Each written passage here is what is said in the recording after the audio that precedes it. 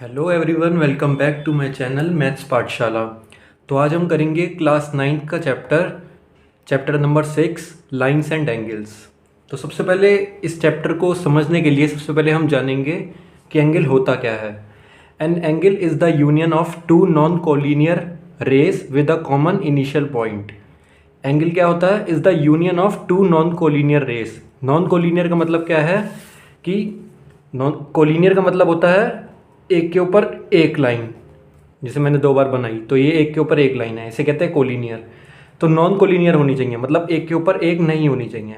N angle is the union of two non collinear rays. ये दो rays होनी चाहिए, two non collinear rays with a common initial point. और उनका जो इनिशियल पॉइंट जहाँ से वो स्टार्ट हो रही है वो सेम होना चाहिए।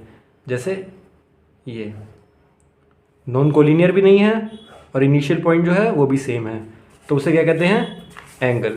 यहाँ पे आपने देखा है ये फिगर बनी हुई है, ये एक एंगल है और इसको हम कैसे लिखते हैं? Angle CAB।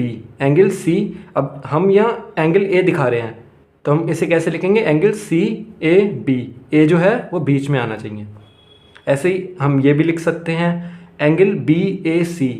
BAC, यहाँ पे भी A बीच में आ रहा है, या फिर हम सिर्फ एंगल AB लिख सकते हैं। समझ गए? अब the two rays forming an angle are called the arms of the angle. अब जो दो रेज हैं, रेज क्या है यहाँ पे? AC और AB। अब ये जो दो रेज हैं जो एंगल फॉर्म कर रही हैं, जो एंगल बना रही हैं, उसे क्या कहते हैं? Arms. Arms of the angle. तो AC और AB जो है वो क्या हो गई? इस एंगल की arms. The common initial point is called the vertex of the angle. जो कॉमन इनिशियल पॉइंट है, कॉमन इनिशियल पॉइंट क्या है? ये, इसको क्या कहते हैं हम? वर्टेक्स। इस एंगल की वर्टेक्स हो गई ये A point. The unit of angle measure is a standard angle called a degree. ठीक है, तो जो यूनिट जिसमें एंगल को मेजर किया जाता है उसको क्या कहते हैं हम? डिग्री। जैसे यहाँ पे ये एंगल जो है ऐसे शो करते हैं, ये एंगल है, तो इसको हम किस में मेजर करते हैं? डिग्री में। डिग्री का साइन क्या होता है? ऐसे नंबर, जैसे 45 डिग्री का है तो 45 ऊपर सर्कल बना दिया छोटा सा, ये डिग्री का साइन होता है। तो एंगल जो है किस में मेजर करे जाते हैं? डिग्री में।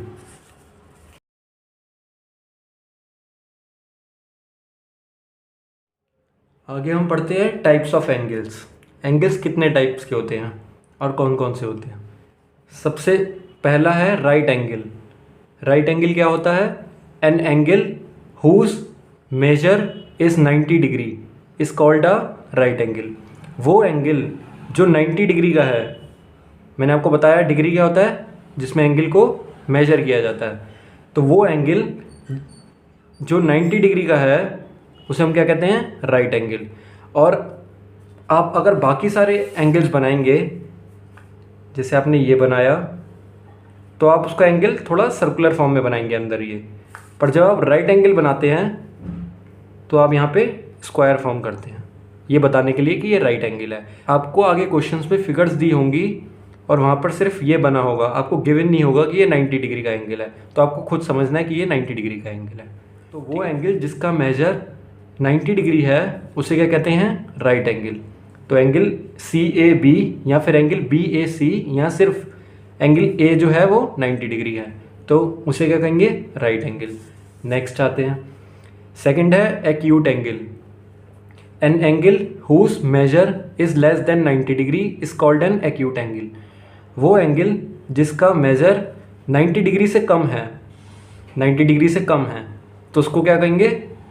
Acute angle. चाहे वो एंगल 89 डिग्री का क्यों ना हो, चाहे वो एंगल 89 डिग्री का क्यों ना हो, 89 डिग्री का एंगल या फिर 60 डिग्री का एंगल या 45 डिग्री का एंगल, पर वो एंगल जो है 0 से ज़्यादा होना चाहिए। 0 से ज़्यादा क्यों होना चाहिए? क्योंकि हमने डेफिनेशन में पढ़ा था कि नॉन कोलिनियर रेज होनी चाहिए। नॉन कोलिनियर मतलब अगर आपका एंगल 0 डिग्री का होगा, ये समझिए आपका एंगल है 45 डिग्री का, और अगर आपका एंगल 0 डिग्री का होगा तो लाइन जो है कोलिनियर हो जाएंगी, मतलब एक के ऊपर एक आ जाएंगी, तो वो एंगल ही नहीं होगा, ठीक है, क्योंकि वो एंगल की डेफिनेशन में गिवन ही नहीं था। तो वो एंगल जो 90 डिग्री से छोटा है और 0 डिग्री से बड़ा है, जैसे एंगल बी ए सी, तो उसको क्या कहेंगे? Acute angle. नेक्स्ट आते हैं ऑब्ट्यूस एंगल। ऑब्ट्यूस एंगल क्या होता है? An angle whose measure is more than 90 degree but less than 180 degree is called an obtuse angle. वो एंगल जिसका एंगल 90 डिग्री से तो बड़ा है, 90 डिग्री से बड़ा है और 180 डिग्री से छोटा है। अब 180 डिग्री मैं आपको आगे पढ़ाऊंगा कि 180 डिग्री कैसे, 180 डिग्री एंगल क्या होता है। 90 डिग्री आपने देखा कि ये रहा। अब आपको पता है कि 90 डिग्री से एंगल जो बड़ा होगा उसका ये वाली आर्म जो होगी वो ऐसे आएगी, इस साइड से थोड़ा लेफ्ट होगी। तो आपने यहाँ पे भी यही देखा कि ऑब्ट्यूस एंगल में आर्म जो है राइट एंगल से थोड़ी लेफ्ट है, ये वाली। वो एंगल जो 90 डिग्री से तो बड़ा है पर 180 डिग्री से छोटा है, तो उसको क्या कहेंगे? Obtuse angle. नेक्स्ट आते हैं straight angle. An angle whose measure is 180 degree is called a straight angle. वो एंगल जिसका मेजर 180 डिग्री है, जिसका मेजर 180 डिग्री है, उसको क्या कहते हैं? Straight angle. स्ट्रेट एंगल जो होता है वो एक स्ट्रेट लाइन होती है और उसका ये एंगल है तो वो 180 डिग्री का होगा। अब आप देखिए 90 डिग्री का क्या होता है, ये समझ लीजिए कि आपको ये लाइन गिवन है और इसका अगर आप उस पर सीधी लाइन खींच देंगे तो वो 90 डिग्री हो गया और ये जो सीधी लाइन है वो 180 डिग्री हो गया, ये पूरा, ठीक है। तो स्ट्रेट एंगल क्या होता है? वो एंगल जो 180 डिग्री का है। Next reflex angle. An angle whose measure is more than 180 degree is called a reflex angle. Reflex angle क्या होता है? वो एंगल जिसका 180 डिग्री से भी ज़्यादा है एंगल, उसे क्या कहते हैं? Reflex angle. यहाँ पे आप देखिए 180 डिग्री आपको ऐसे गिवन है, तो 180 डिग्री से ज़्यादा क्या होगा? ये वाली आर्म जो है ए से लेके लेफ्ट साइड जितनी भी आर्म है वो नीचे की साइड आएगी, देखिए, समझ गए? तो ये क्या होता है? Reflex angle. रिफ्लेक्स एंगल होता है 180 डिग्री से ज़्यादा है आपका एंगल और 360 डिग्री से कम। 360 डिग्री क्या हो गया? मैं यहाँ से आपको एक एग्जांपल देता हूँ।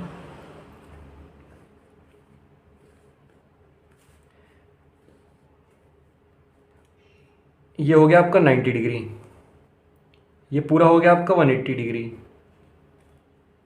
और ये और ये हो गया आपका 270 डिग्री और ये चारों जो हो गए आपके हो गए 360 डिग्री। 90 ऐड करते रहते हैं आप, ठीक है। अब इसके बीच में जो भी एंगल आएगा 90 से कम और ये 0 डिग्री भी का है, इसको 0 भी कहेंगे और 360 भी कहेंगे। अगर 0 डिग्री से ज़्यादा है और 90 डिग्री से कम है तो वो होगा एक्यूट एंगल। Acute angle. अगर सिर्फ 90 डिग्री का है तो उसे कहेंगे राइट एंगल।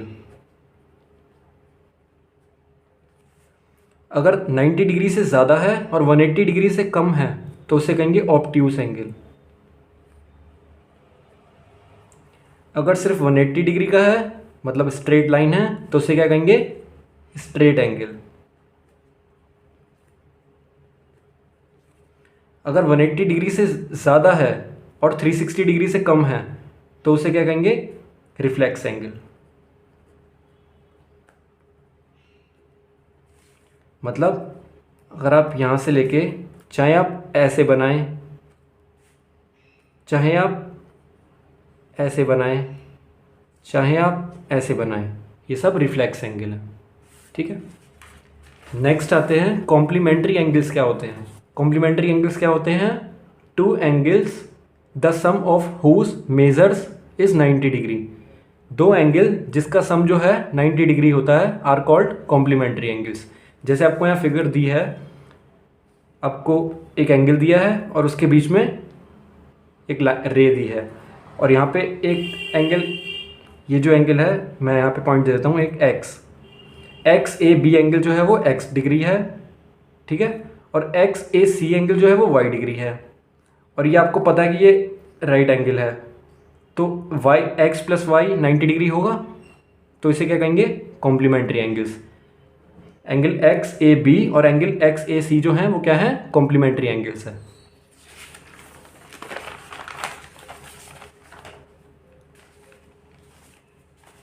नेक्स्ट है supplementary angles. Two angles the sum of whose measures is 180 degree. दो एंगल जिसका सम जो है 180 डिग्री है उन्हें क्या कहते हैं, सप्लीमेंट्री एंगल्स। अब आपको एक स्ट्रेट लाइन गिवन है, उस पर आपने एक रे बनाई और ए बी, अब सी बी सॉरी एक्स देते हैं इसे ना, बी एक्स सी जो है वो एक्स डिग्री का एंगल है और ए एक्स सी जो है वो वाई डिग्री का एंगल है। और आपको पता है कि ए एक्स बी जो है वो 180 डिग्री है, तो angle X plus angle Y जो होगा वो 180 डिग्री होगा और angle X plus angle Y जो होंगे वो सप्लीमेंट्री एंगल्स कहलाएंगे। ठीक है, अब समझते हैं एंगल बाइसेक्टर क्या होता है। A ray A X is said to be bisector of angle B A C. जो रे है ए एक्स उसे बाइसेक्टर हम कब कहेंगे, एंगल बी ए सी का, अगर एक्स जो है पॉइंट है in the interior of angle B A C. Interior of angle B A C मतलब ये एंगल बी ए सी है, उसके बीच में कोई, इसके बीच में कोई भी पॉइंट, एक्स जो है कोई भी पॉइंट है, यहाँ हमने मान लिया ये है वो पॉइंट। अगर एक्स जो है एंगल बी ए सी के इंटीरियर में कोई भी पॉइंट है और एंगल बी ए एक्स जो है वो एंगल एक्स ए सी के इक्वल है। समझ गए, बाइसेक्टर का मतलब है कि वो आपके एंगल को टू पार्ट्स में डिवाइड कर रहा है। जितना ये होगा बी ए सी हो एक्स होगा, जितना बी ए एक्स होगा उतना ही एक्स ए सी होगा। ठीक है, जितना बी ए एक्स होगा वो इक्वल होगा एंगल सी ए एक्स के, जो इक्वल होंगे half of angle B A सी। ठीक है, half of angle B A सी। अब आप समझिए, जैसे एग्जांपल लेता हूँ, एक लाइन है, ठीक है, इसको हमने टू पार्ट्स में डिवाइड कर दिया, ए बी और सी। अब एंगल सॉरी अब ए बी जो है वो बी सी के इक्वल है। ठीक है, ए बी जो है वो बी सी के इक्वल है, पर ये पूरा किसके इक्वल होगा, हाफ ऑफ ए सी के। वैसे ही यहाँ पे है एंगल बी ए एक्स जो है वो इक्वल है एंगल सी ए एक्स के, जो कि इक्वल है हाफ ऑफ बी ए सी के, बी ए सी। समझ गए। और आज के लिए बस इतना ही। अगर आपको वीडियो पसंद आए तो लाइक का बटन ज़रूर दबाइए, चैनल को सब्सक्राइब ज़रूर कीजिए और ऐसे ही और वीडियोस देखने के लिए बेल आइकन ज़रूर प्रेस कीजिए। नेक्स्ट वीडियो एक्सरसाइज 6.1 की होगी। Thank you so much.